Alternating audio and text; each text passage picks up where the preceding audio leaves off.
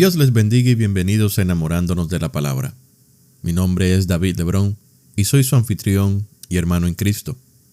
Estamos estudiando la primera epístola del apóstol Pedro, en la cual él anima y exhorta a los hermanos dispersados a través de la región de lo que ahora es Turquía a permanecer firmes a pesar de las diferentes situaciones difíciles que se les puede presentar por tener su fe en Cristo Jesús. Vamos a comenzar leyendo los versículos del 3 al 12 del primer capítulo. Luego oramos y que el Espíritu Santo nos guíe en nuestro estudio. La palabra de Dios se lee en el nombre del Padre, del Hijo y del Espíritu Santo. Amén. Primera de Pedro, capítulo 1, versículos 3 al 12. La esperanza viva del cristiano. Bendito sea el Dios y Padre de nuestro Señor Jesucristo, a quien según su gran misericordia nos ha hecho nacer de nuevo a una esperanza viva mediante la resurrección de Jesucristo de entre los muertos, para obtener una herencia incorruptible, inmaculada, y que no se marchitará, reservada en los tiempos para ustedes. Mediante la fe ustedes son protegidos por el poder de Dios para la salvación que está preparada para ser revelada en el último tiempo, en lo cual ustedes se regocijan grandemente, aunque ahora por un poco de tiempo, si es necesario, sean afligidos con diversas pruebas, para que la prueba de la fe de ustedes, más preciosa que el oro que perece, aunque probado por fuego, sea hallada que resulta en alabanza, gloria y honor en la revelación de Jesucristo, a quien sin haber visto, ustedes lo aman, y a quien ahora no ven, pero creen en él, y se regocijan grandemente con gozo inefable y lleno de gloria, obtenido como resultado de su fe la salvación de sus almas. Acerca de esta salvación, los profetas que profetizaron de la gracia que vendría a ustedes diligentemente inquirieron y averiguaron, procurando saber qué persona o tiempo indicaba el Espíritu de Cristo dentro de ellos al predecir los sufrimientos de Cristo y las glorias que seguirían. A ellos les fue revelado que no servían a sí mismos, sino a ustedes, en estas cosas que ahora les han sido anunciadas mediante los que les predicaron el Evangelio por el Espíritu Santo enviado del cielo, cosas a las cuales los ángeles anhelan mirar. Dios Todopoderoso, a ti damos toda la gloria y toda la honra. Señor, guíanos por medio de tu Santo Espíritu en el estudio de estos versículos que vamos a considerar el día de hoy. Esto, mi Señor, te lo pedimos en el nombre de tu Hijo amado Jesús. Amén. El episodio anterior terminó abruptamente, ya que llevábamos más de 20 minutos hablando y solo habíamos avanzado unos 3 versículos. Nuestro hermano Pedro dice mucho con tan pocas palabras, y nosotros que tenemos la oportunidad de estudiarlas y profundizar en lo que él nos dice, pues podemos elaborar en el pensamiento del apóstol. Vemos que en los primeros versículos Pedro nos habló de una herencia y llegamos a decir que esa herencia que él describe como incorruptible, inmaculada y que no se marchitará es nuestro Señor Jesucristo. Es en Cristo en que tenemos una esperanza viva de que algún día resucitaremos, porque Él ya resucitó y vive y reina, y esperamos su regreso. Pero por esta esperanza es que Pedro continúa su epístola diciéndole a los hermanos, en lo cual ustedes se regocijan grandemente, aunque ahora por un poco de tiempo, si es necesario, sean afligidos con diversas pruebas.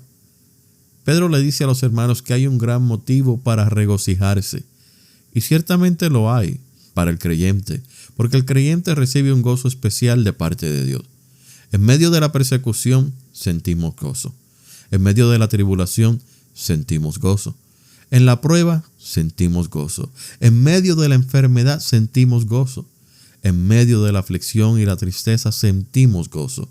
No importa la circunstancia, sentimos gozo, porque no es un gozo del que el mundo ofrece ni da. Es un gozo espiritual que llena nuestro corazón. Y lo que llena nuestro corazón es lo que demostramos. El nuevo nacimiento en Cristo trae una vez más la esperanza de una resurrección y de salvación. El don de la salvación es causa de gozo. Mejor dicho, es causa de gran gozo. Pedro menciona el gozo 3 veces en esta epístola. Y cuando lo hace es para alentar a los lectores que están experimentando sufrimiento y persecución. Dígame, ¿por qué situación está pasando? Yo quizás no pueda hacer nada o mucho por usted, pero como hermano en Cristo, su sufrimiento es el mío, por lo tanto, yo me uno a su clamor. Y clamamos porque le servimos a un Dios todopoderoso que sí puede hacer cualquier cosa. Las cosas que son imposibles para nosotros, para Él no lo son. Clamamos porque Él mismo nos dice que clamemos a Él y Él nos responderá.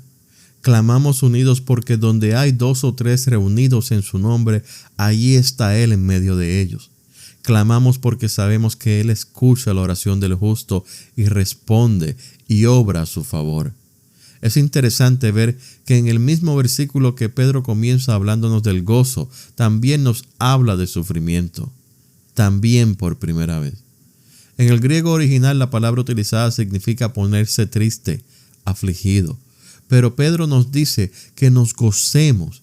Y usted dirá, ¿cómo puedo gozarme? Pedro utiliza unas palabras muy significativas. Aunque hasta ahora, por algún tiempo, o como dice la versión Nueva Biblia de las Américas, que es la que estamos utilizando para este estudio, aunque ahora, por un poco de tiempo.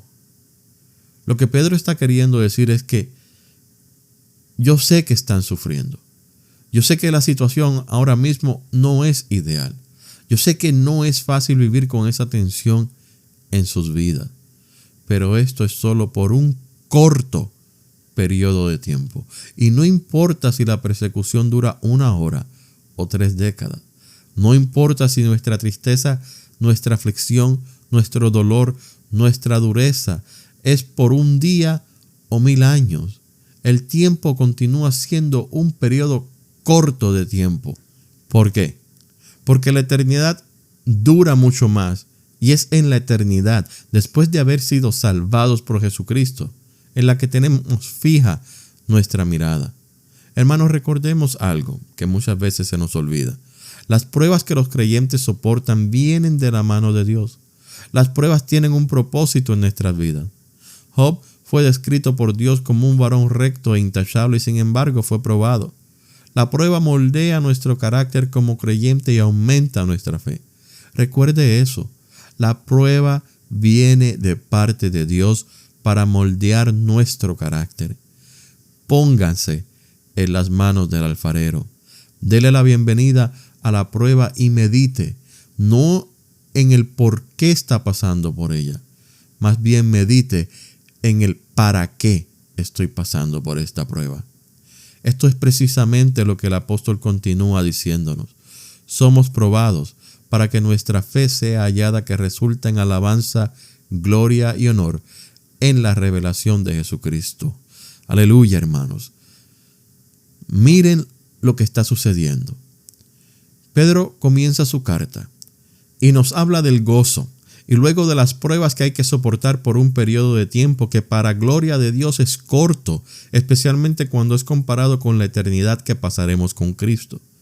Y luego, en el versículo 7, se adelanta a la mente de los lectores y responde la pregunta que ellos se deben estar haciendo. ¿Para qué viene la prueba? Y él la responde: para ver si nuestra fe es genuina. Dios le pide a Abraham que vaya al monte Moriah y sacrifique a su hijo para probar su fe. Dios permitió que Satanás atacara a Job para que Job pasara por la prueba y así Dios probar la autenticidad de su fe. Ambos hombres pasaron la prueba porque Dios encontró que su fe era genuina. Pedro compara esta prueba con el proceso del refinamiento del oro. Para probar el oro se debe acercar al fuego por 1 minuto. Si la pieza se calienta, pero no se oscurece, es oro puro. Pero si se derrite o se altera, es un enchapado o una joya de algún otro metal. Pedro afirma que la fe tiene un valor mayor que el oro. El oro ha sido un metal de alto valor a través de la historia y por esto ha sido utilizado para la determinación de transacciones monetarias y sin embargo, la fe supera el valor de este metal. Este metal perece al pasar por el proceso de refinamiento, pero el creyente manifiesta una fe verdadera al confiar completamente en Dios. El creyente tiene la convicción de que Dios suplirá todo lo que le falta conforme a sus gloriosas riquezas en Cristo. Como resultado, la fe probada y confirmada resulta en alabanza, gloria y honor cuando se manifieste Jesucristo. El creyente proclama su alabanza a Dios en oración, salmo e himno. Esta alabanza incluye la gratitud a Dios por el divino favor que le ha sido concedido mediante Jesús. El creyente tendrá su parte en la gloria y honor celestiales cuando al fin de su vida terrenal entre a la presencia de Jesucristo. Es entonces que veremos estas cualidades cuando nuestro Señor se manifieste. Nadie sabe cuándo será ese regreso y Pedro no pretende decirnos cuándo regresará, pero sí hace referencia al tiempo designado, cuando todo ojo verá a Jesús. Entonces, todos los creyentes en el cielo y en la tierra cantarán alabanzas y adjudicarán honor y gloria al Hijo de Dios. Los versículos 8 y 9 dicen lo siguiente: a quien sin haber visto ustedes lo aman, y a quien ahora no ven pero creen en él, y se regocijan grandemente con gozo inefable y lleno de gloria, obteniendo como resultado de su fe la salvación de sus almas.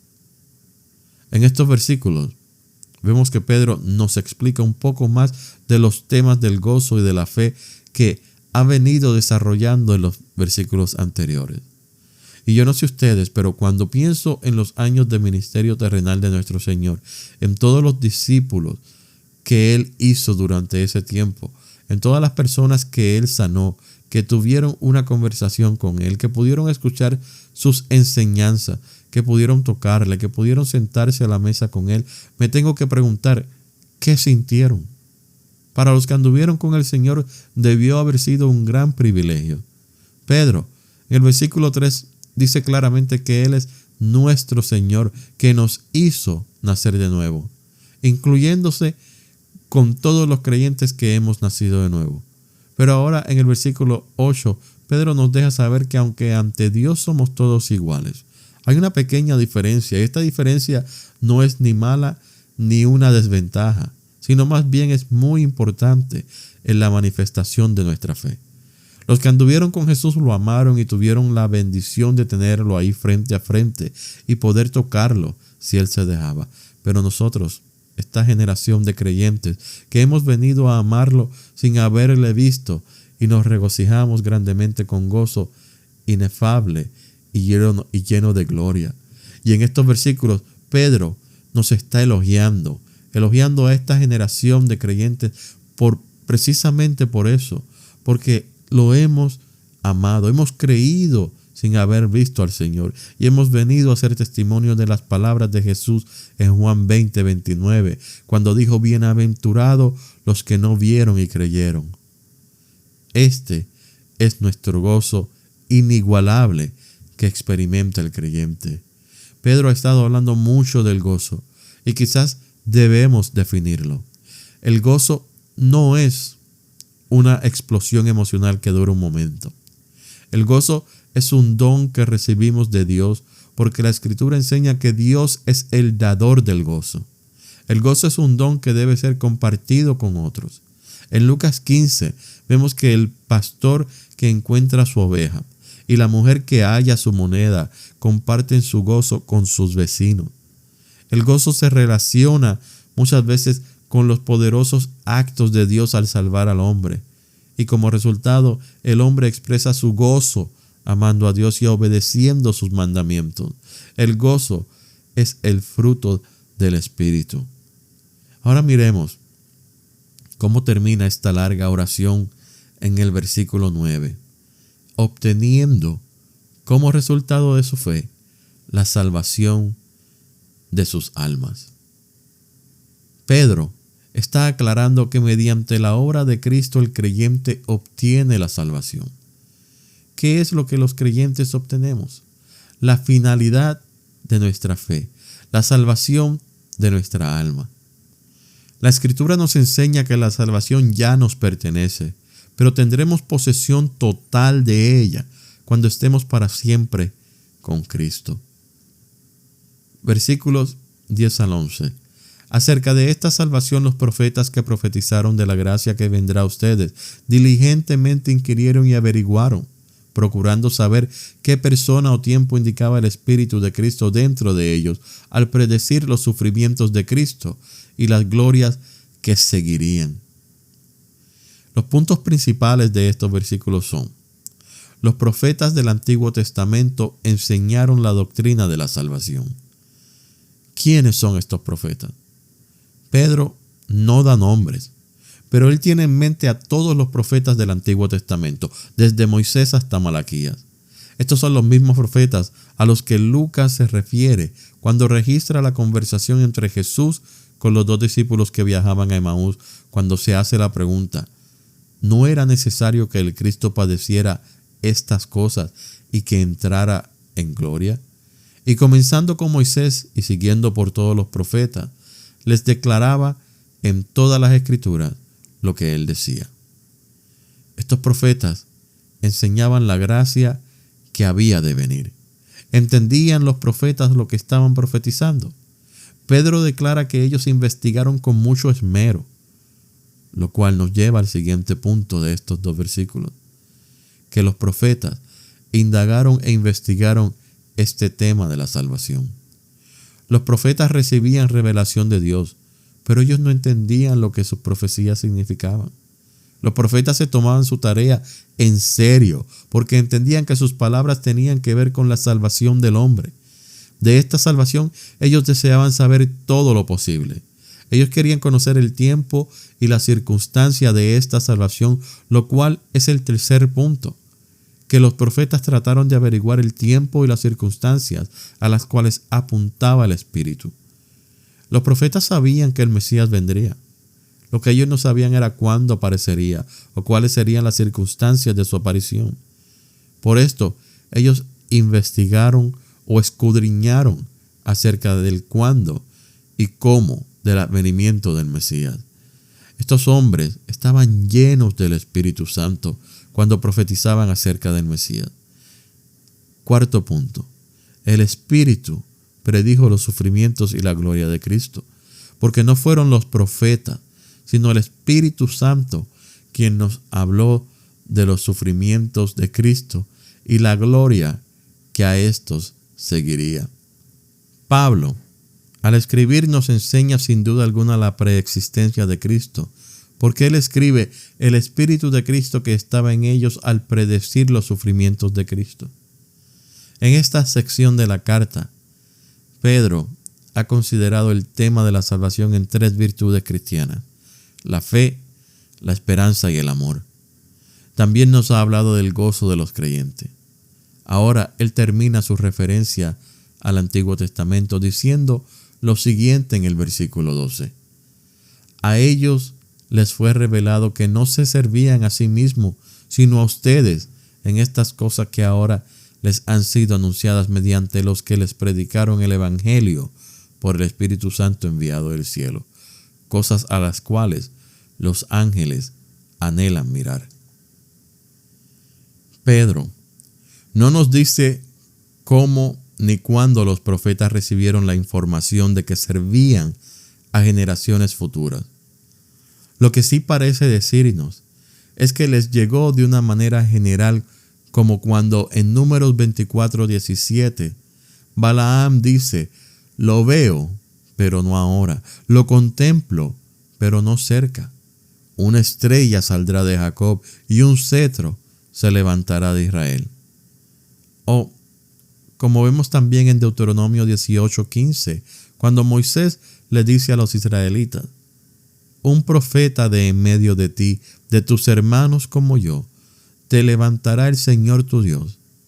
A él oirán. Otro instante se ve en el Salmo 16, 8, 11, citado por Pedro el día de Pentecostés, que señala a David como un profeta que, mirando al futuro, habló de la resurrección del Cristo. Pedro también cita Deuteronomio 18, 15, cuando en Hechos 3 sanó a un hombre paralítico.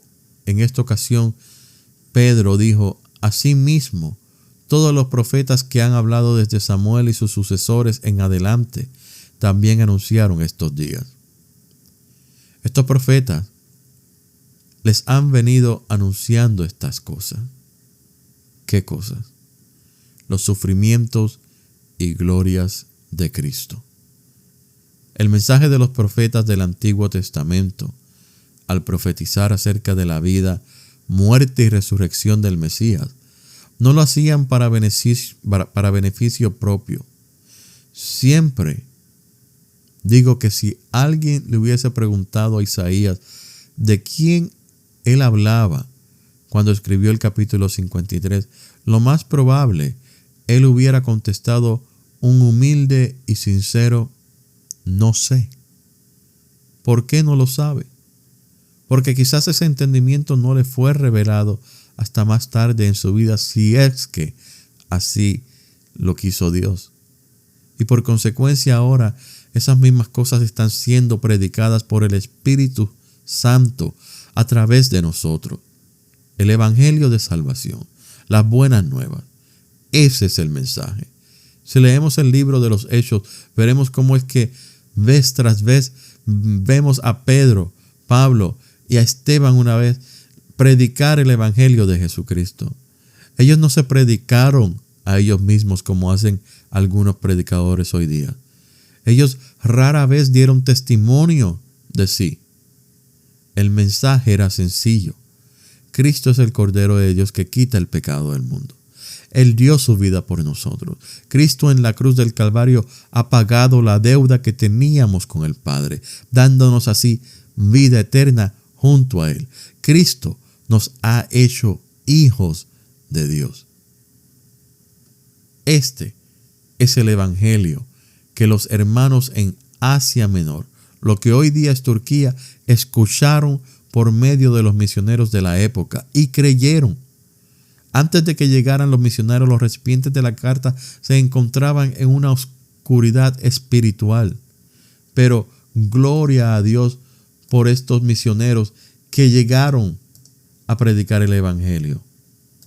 Gloria a Dios por todos aquellos que salen de su zona de comodidad para ir y hacer discípulos a lugares que quizás usted y yo nunca hemos pensado ir.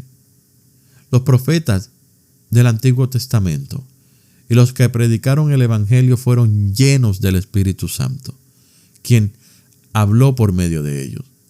El Espíritu impartió poder divino sobre ellos para que el mensaje no fuese palabra de hombre, sino que fuese palabra de Dios. Los ángeles contemplaban todas estas cosas.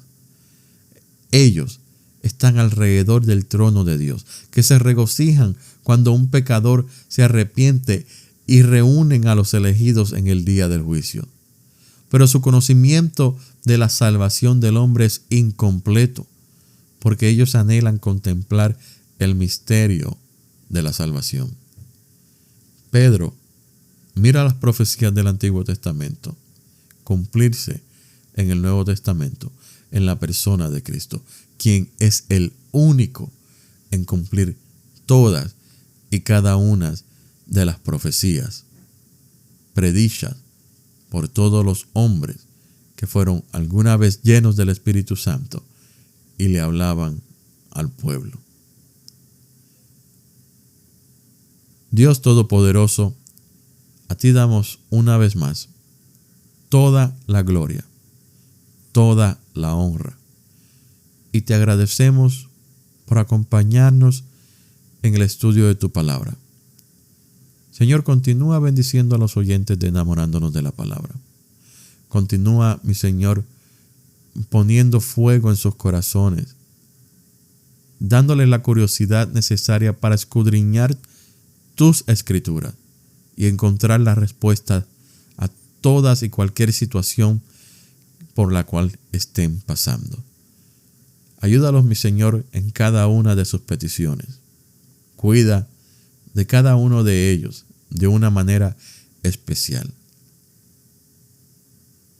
Bendícelos y cuídalos.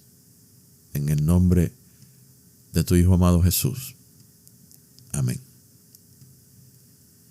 Gracias por escuchar Enamorándonos de la Palabra.